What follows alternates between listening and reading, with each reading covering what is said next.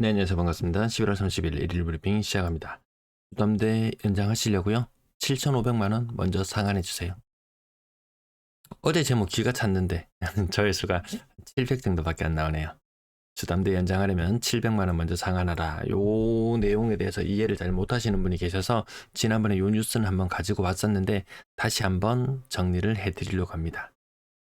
연체한 적도 없고 공시가격도 변동이 없고 그럼 왜 돈 상환하라고 하는데? 자, 예를 들어 보겠습니다. 연봉 5천인 사람이 4억 2천만 원을 대출을 받았어요. 30년 상한으로 2.5% 금리로. 이 금리가 언제 가능했나요? 네, 2019년부터 거의 2021년까지 이 금리가 가능한 시절이 있었습니다. 2019년도에 집을 샀던 사람들 2024년 감당 안 되죠. 연끌로 샀으면. 그래서 경매 대란이고요. 25년 마찬가지. 26년까지 경매 대란은 이어질 것이다. 자, 이렇게 대출 빌림 4억 정도를 빌리면요. DSR 40% 정도가 맞춰져요. 그런데 금리가 4% 중후반대로 껑충 뛰어버리면요. 이야기는 달라집니다. DSR 비율 40%로 맞춰야 되는데 52%로 껑충 뛰어버립니다. 단순히 원리금을 많이 갚아야 된다. 2천만 원 정도 갚던 수준에서 2천만 원 정도 갚던 수준에서 2,600만 원, 월 50만 원 정도 더 부담해야 되는 정도 수준인데요. 사실 그것도 부담스럽죠. 근데 그것보다 더 부담스러운 것은 원금 일부를 반환하라. 그럼 원금 일부를 반환하면서 DSR 비율을 다시 40%, 밑에 영상 조금 잘렸는데요. 다시 DSR 40% 비율로 맞추려면 대출 한도가 3억 2천으로 바뀌는 겁니다. 즉 4억 2천 대출을 받았는데 3억 2천까지밖에 안 되는 상황. 1억을 상환하시오. 이런 뉴스들이 종종 나오거든요. 자, 2019년도에 아주 저금리로 받았던 대출 무진장 받았습니다. 연끌이라는 이름 하에 금리가 4%대까지 치솟았다. 이게 9월달 뉴스입니다. 9월달의 뉴스예요. 10월달 접어들면서 4% 중후반까지 치솟았거든요. 이런 사람들이 얼마나 많냐? 주담대 20조 원이나 됩니다. 이렇게 낮은 금리로 받았던 사람이. 매년 이런 사람들이 도래한다. 자, 저는 항상 일본, 무슨 근거로 그런 이야기 하는데, 저는 계속 일본 부동산 그 시장을 계속 찾아보고, 일본 관련된 서적도 찾아보고, 그렇게 해서 말씀드리는 것이지, 뇌피셜로만 말씀드리는 부분이 아니다. 이것도 책의 한 장면을 제가 캡처해 놓은 것들 계속 가지고 오죠. 일본이 금리를 내렸지만, 경기가 침체를 거듭하면서 부동산 시장은 살아나지 못했다. 조선일보에서 다뤘습니다. 일본의 잃어버린 30년. 얼마나 심각한 정도냐면 반도체를 생산하던 클린룸이 상추를 재배하는 식물 공장으로 바뀌어 있는 모습. 골프장이 태양광 발전소로 바뀌었다 이런 이야기 들어보셨죠? 그런 일들이 우리에게도 닥쳐오고 있다는 것을 조선일보에서 다뤘는데요. 자, 30년 차이입니다. 30년 차이. 그때 일이 우리에게 똑같이 다가온다. 일본도 금리 급격하게 떨궜어요. 근데 살아나지 못했어요. 근데 사실 우리가 더 안 좋죠. 일본보다. 학회 출산율, 일본의 반토막 정도 수준. 잠재 성장률 또한 그때 당시 침몰하던 그때의 일본보다 훨씬 더 낮은 상태. 내년에는 1%대의 성장률을 이야기하고 있는 그런 시점인 것 같습니다. 빚은 빚대로 오만상 많더라. 자, 더 큰 문제는 저는 노년 부양비 이게 굉장히 크다고 봅니다. 일본이 쉽게 쭉쭉 치고 나가고 빨리빨리 문제를 해결하지 못했던 것이 상당 부분의 돈이 노년 부양비로 들어간다. 의료비 지출 이런 부분들 굉장히 많아집니다. 자, 구조적으로 일본, 우리 한국이 무진장 치고 나갔습니다. 지금 중국 당장이라도 한국 뒤통수 때릴 준비하고 있어요. 아니 마구마구 때리고 있어요. 뭐 마지막 첨언으로 우리도 첨단 산업에 올인해야 된다 이렇게 이야기하는데요. 이 자본력이나 이런 것들이 다르기 때문에 따라갈 수가 없습니다. 당장 여러분도 유튜브를 보고 계시지 않습니까? 유튜브를 보고 계시지 않습니까? 유튜브 이전에 우리 토종 뭐 있었습니까? 판도라 TV 이런 거 기억나시나요? 예, 안 됩니다. 점점 더 살기는 힘들어질 것이다. 빚내고 뭐 해가지고는 사실 대책이 없다. 일본의 80대 어느 노인의 인터뷰를 봤을 때 주담대를 갖고 있더라고요. 예. 뭐 연금 같은 거 조금 나오는데 그때까지 주담대를 갖고 있습니다. 지금 뭐 1990년대 뭐 2000년대 초반 이럴 때 중연령 뭐 30대 중반 30대 중반 이럴 때 뭐 30년 주담대 갚으면 퇴직할 때쯤 되면 얼추 맞겠네 요런 느낌으로 갔다면 지금은 40대 중반입니다.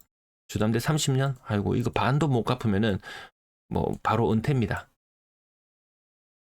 자, 일본의 30년 경험에서라는 요런 제목의 일본 30년이라고 검색하니까 나오길래 쿠팡에서 재빨리 요 책을 주문했습니다.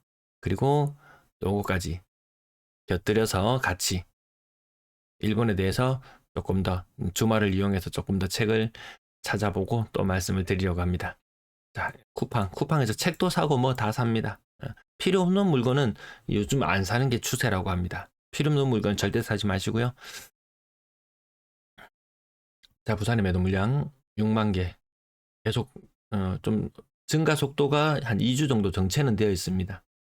전세나 월세, 배달이 걸음 중. 분양권 매도 물량은 제가 거의 한 달 만에 다시 조사를 해봤는데요. 그때보다는 좀 늘어난 상태. 10월 26일 날 조사하고 또 조사했는데 뭐 한 40건 정도, 한 50건 정도 늘어났네요. 강동동, 강서구 강동동에 분양권 매물이 조금 많이 늘어났다. 아니면 남구 쪽에 약간 늘어났다.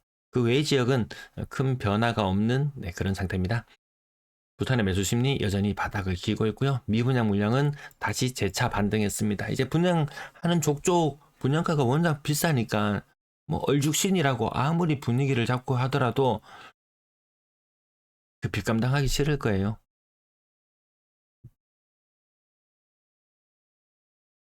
자, 거래량 요거 2,600건대 이제 거의 마무리가 되었습니다. 두 개 평균 내면은요 2,300건이라고 말씀드렸죠.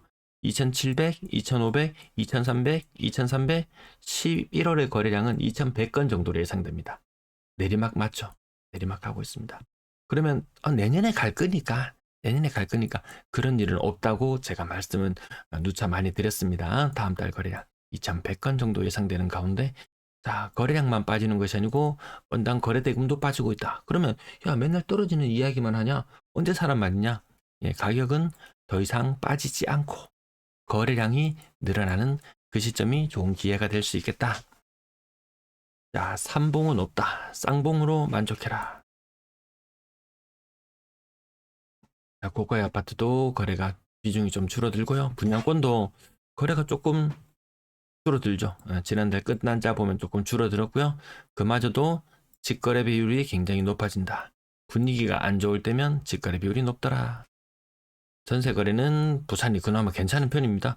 지난달 대비 조금 줄어들긴 했지만 그나마 부산 시장을 떠받들고 있는 것은 임대 거래량이 그나마 좀 받쳐주는 그런 상황. 그렇다고 뭐 울산처럼 뭐 거대한 공사판이 벌어져 가지고 그래서 임대 물량이 부족한 것이냐? 딱히 그렇지는 않은 것 같네요. 전세 자금도 전세 대금도 빠지고 매매 전세 지금 분양권 트리플 약세로 가고 있다.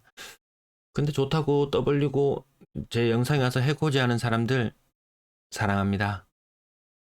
실거래 가격 짚어볼게요. 자, 이 전국적으로 일별 거래량 이거 보시면은 많지 않다 이런 느낌 드실 거예요. 많지 않구나. 인천 거래량 쪼그라든 거 보이시죠? 대구 어디 할 것 없이 거래량이 다 쪼그라들고 있다. 그나마 부산이 덜 쪼그라들었지만 쪼그라든 표가 나긴 합니다. 요즘 앞부분 영상 내용들이 사실 더 뭐 이렇게 미시적으로 아파트 가격 한두 개 이런 거 따지는 것보다 전체적인 판세가 돌아가는 것이 사실 더 의미가 있죠. 그런 것들을 살피는 것이. 그런 연후에 이런 실거래 가격을 살피는 게 더 중요한 것 같아서 그전에는 뭐 30% 떨어졌네요. 이런 것들을 조금 더 강조할 때도 있었지만 지금 조금 크게 보자고요. 실거래 일일이 다 짚어드리진 않습니다. 뭐 운전 중에 들으시는 분 다 계시겠지만 이거 가격을 다 불러가지고는 별로 의미가 없겠다. 지금은 뭐 차트 눈으로 차트만 빠르게 훑어봐도 일부 강세, 아주 소수 강세, 한 20%, 일부 또 대단해요. 많이 반등했어야 하는 정도는 한 20% 정도? 그마저도 수익률, 막 계산해 놓고 보면요. 사실 그닥 별거 없다는 거 제가 수차례 말씀드립니다. 근데 뭐 몇십 퍼센트 반등했니? 그 좋은 거 알면 네가 가서 사라. 안 말린다. 자, 이 정도까지 오늘 끝자락 뭐 차트 대충 끝자락만 봐도 느낌 있으시죠? 네. 30%씩 빠지는 거 흔하더라. 네, 시청 끝까지 아이고 그래도 차트는 끝까지 다 보여드립니다. 네, 시청해 주셔서 대단히 감사합니다. 뭐 책이건 뭐건 필요한 거는 근데 가격 비교는 해보세요. 쿠팡이 좀 비싼 것도 있어요. D마켓 이런 데도 쿠폰 많이 뿌려가지고 싸면 무조건 싼 거 사셔야 되지. 예, 저를 위해서 일부러 이렇게 비싼 물건 사시지는 마시라. 진짜 감사합니다.